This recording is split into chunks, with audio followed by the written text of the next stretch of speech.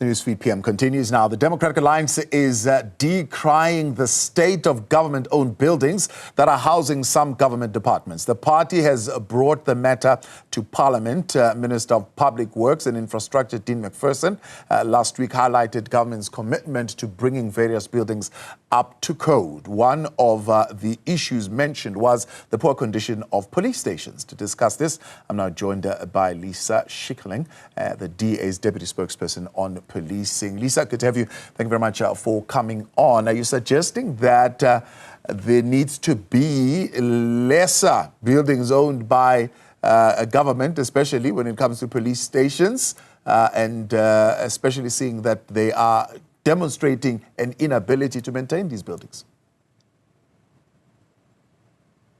Good afternoon. Can you hear me? Yes, we can. There we go. Good afternoon. I'm sorry, can you please repeat that question? I'm saying, is the Democratic Alliance suggesting that the state needs to offload some of these buildings, be it police stations, seeing that demonstrating an inability to maintain these buildings? So we do believe that there should be a devolution of the buildings to the police. There's a lot of police stations that are in dire need of help, and it's not something that's happened overnight. If you visit these police stations, you can see that it is something that's been coming on for several years. And we really do believe that devolving the ownership of these buildings to the police and making them solely responsible for them would cut out a lot of the red tape, and it would make sure that processes are definitely followed a lot quicker. Now, how's the red tape preventing the police stations from maintaining the buildings? Well, you know, some of the police stations we visited, and I'm going to use Verulam as a specific one, that building is in a shocking state of disrepair, in actual fact. The roof is leaking, the air cons are not working, there's no windows in some of the buildings. Some of those buildings really actually shouldn't be standing there anymore, and they should be hit down. It's really, the state of it is really bad.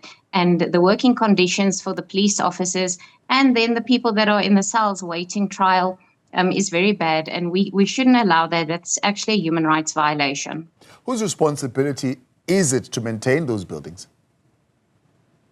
Well, it's a joint responsibility. It's the responsibility of the management of the SAPS to make sure that the issues are reported in a sufficient time. And then obviously it's the work of Public Works to make sure that they attend to these complaints and fix them as soon as possible. As I've said, several of these are not, it's not something that happened overnight. This is years and years of damage to buildings. It's not as simple as what it seems. There's a lot of red tape in the police, for instance, just to change a single light bulb, where orders have to be put in. The same with tires on police vehicles. There's a lot of red tape. And as soon as we simplify that and we make sure that the red tape is cut out, there will definitely be an improvement in the policing and in the lives of the police officers. So it's not as simple as saying police stations are given a particular portion of a budget that is supposed to be allocated for the maintenance of those particular buildings. You're saying this is still a responsibility that lies within Public Works to be able to do. Police can just merely tell you that the roof is leaking and Public Works needs to come and sort that out. Unfortunately, that is the system currently. You know, there's this ongoing discussion between the police and Public Works about who owes who money, who should be responsible for which buildings. And I think as soon as they can actually sit down and clarify who is responsible for what, and we can get around this red tape, things will just go a lot bigger. I would like to use the forensic lab in Durban, for instance. That building is being rented by the police for an amount of 500,000 Rand per month. That building has been flooded every year since 2016. It doesn't belong to Public Works. It's a private owner. But Public Works for 10 years have identified a spot in Pinetown where the building should be built. And up to today, that building has still not been finalized, and there's no agreement between the police and Public Works for that building to be built and finalized. And we can't carry on with that because that has resulted in a massive DNA backlog of 140,000 cases. Yeah.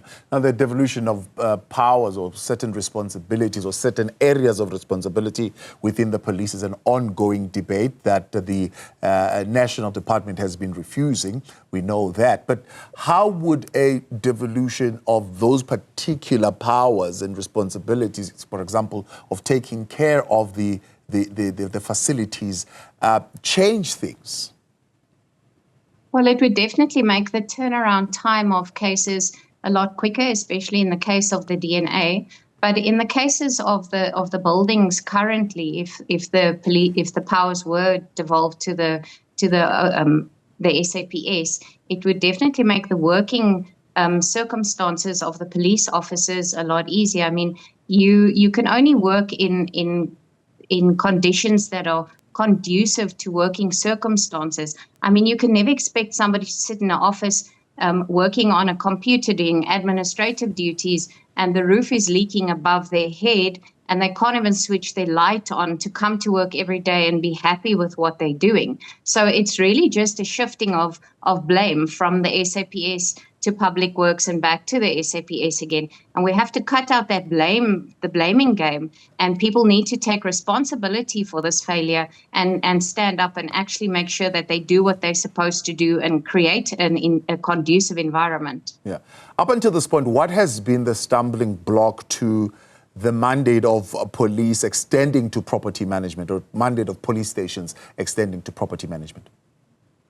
Look, there are several police stations and buildings that belong to the SAPS, and they are looked after a little bit better than the rest. But I think that the biggest stumbling block is that Public Works is sitting with literally thousands of buildings in their possession that many of them are currently uninhibited. And I think until they take stock of what they actually own and make sure what they have, and then say, well, you know, these buildings belong to the SAPS, these belong to Public Works, and make sure that we clear the air about who belongs to what. The Telkom Towers building is another example. There's no clarity between the SAPS and Public Works about who actually owns that building at this stage. And that's causing a lot of, I want to say, unnecessary friction between the SAPS and Public Works because there's no clarification about what actually is going on there. Yeah. That's why I'm asking that question, because, I mean, I'm sure with the processes in government, that would be the next question. Well, we'll need to do an audit of these buildings. I mean, to look at the city of Johannesburg and hijacked buildings, an audit is still being conducted even today. I mean, that is something that could take years and years to be completed. Absolutely. So it was quite interesting when we were in the Eastern Cape in Mthatha, we were speaking about extortion, and several of the residents in the area complained about government buildings that have been overtaken by extortionists. And I don't understand why government cannot reclaim their property. It doesn't make sense to me at all. And the only reason for that is because there's no proper audit of what we actually owe, and there's no will to go and say to these people that have inhabited these buildings, well, look, you've got X amount of hours or a day, and you need to vacate our premises, and we need to take them back and make sure that we have proper security in place and that we get rid of the people and reclaim what belongs to government. Well, Minister Dean Macpherson is now in government, is a member of the DA. So any decision for that to become a responsibility of the police stations, I suppose, would have to be taken between himself and his counterpart in cabinet there, the Minister of Police, for it to become a responsibility of those police stations. Is that conversation happening now? So there has been a conversation with the police and with Minister Macpherson previously. We had a joint committee. There was an understanding between them that we would sit down as both the committees and work out whose responsibility is in which area and what would be happening with these buildings. It is an ongoing conversation. And as the DA and as the committee, we will be writing to the chairperson again of the committee to ask for another joint meeting so that we can get clarification on this matter and so that we can push so that these inefficiencies can be fixed. We cannot carry on having police stations that are in dire need of help. The buildings are literally falling apart, and we can't have circumstances like this. It is not conducive for good policing in our country. And as soon as we have clarification on this, it will make things a lot easier for the SAPS to do their job. Yes, spokesperson on policing there, Lisa Schickerling.